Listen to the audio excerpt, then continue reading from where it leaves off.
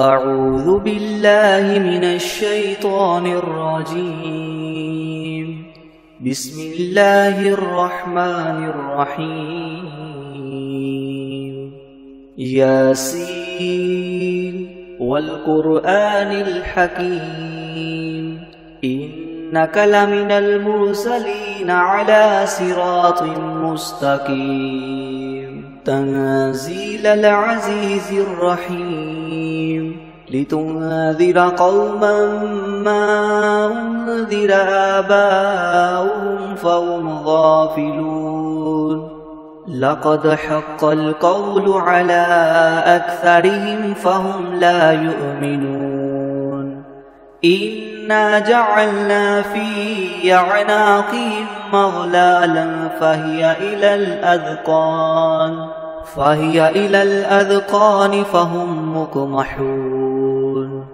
وجعلنا من بين أيديهم سدا ومن خلفهم سدا فأغشيناهم فهم لا يبصرون وسواء عليهم أأنذرتهم أم لم تنذرهم لا يؤمنون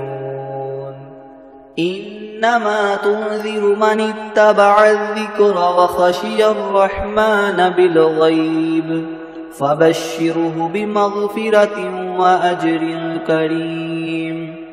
إنا نحن نحيي الموتى ونكتب ما قدموا وآثارهم وكل شيء أحصيناه في إمام مبين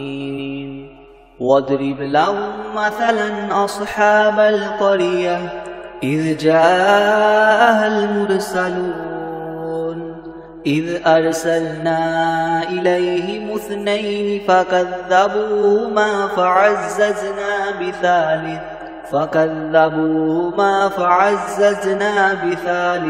فقالوا إنا إليكم مرسلون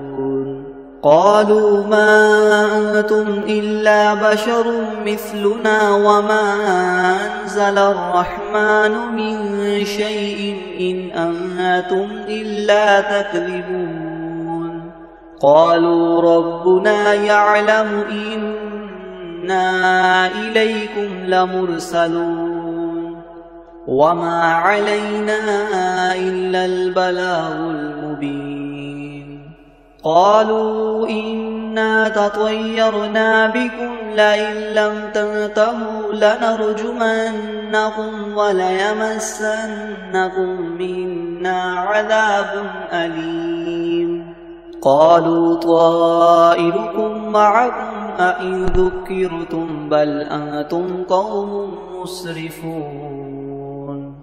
وجاء من أقصى المدينة رجل يسعى قال يا قوم اتبعوا المرسلين اتبعوا من لا يسألكم مجرا وهم مهتدون وما لي لا أعبد الذي فطرني وإليه ترجعون أأتخذ من دونه آلهة إن يردني الرحمن بضر لتغن عني شفاعتهم شيئا ولا ينقذون إني إذا لفي ضلال مبين إني آمنت بربكم فاسمعون قيل ادخل الجنة قال يا ليت قومي يعلمون بما غفر لي ربي وجعلني من المكرمين وما أنزلنا على قومه من بعده من جند من السماء وما كنا منزلين إن كانت إلا صيحة واحدة فإذا هم خامدون يا حسرة على العباد ما يأتيهم من رسول إلا كانوا به يستهزئون ألم يروا كم أهلكنا قبلهم من القرون أنهم إليهم لا يرجعون وإن كل لما جميع لدينا محضرون وآية لهم الأرض الميتة أحييناها وأخرجنا منها حبا فمنه يأكلون وجعلنا فيها جنات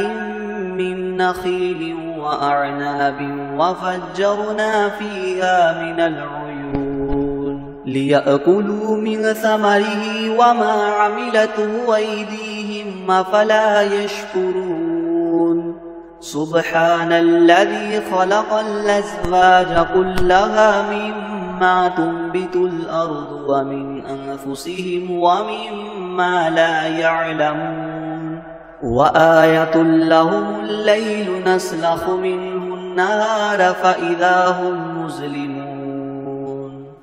والشمس تجري لمستقر لها ذلك تقدير العزيز العليم والقمر قدرناه منازل حتى عاد كالعرجون القديم لا الشمس ينبغي لها أن تدرك القمر ولا الليل سابق النهار وكل في فلك يسبحون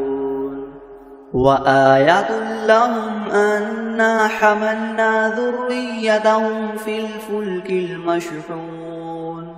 وخلقنا لهم من مثله ما يركبون وإن نشأ نغرقهم فلا صريخ لهم ولا هم ينقذون إلا رحمة منا ومتاعا إلى حين وإذا قيل لهم اتقوا ما بين أيديكم وما خلفكم لعلكم ترحمون وما تأتيهم من آية من آيات ربهم إلا كانوا عنها معرضين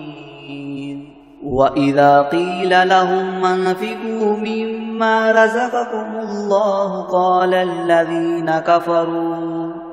قال الذين كفروا للذين آمنوا ونطعم من لو يشاء الله وطعمه إن أنتم إلا في ضلال مبين ويقولون متى هذا الوعد إن كنتم صادقين ما ينظرون إلا صيحة واحدة تأخذهم وهم يخصمون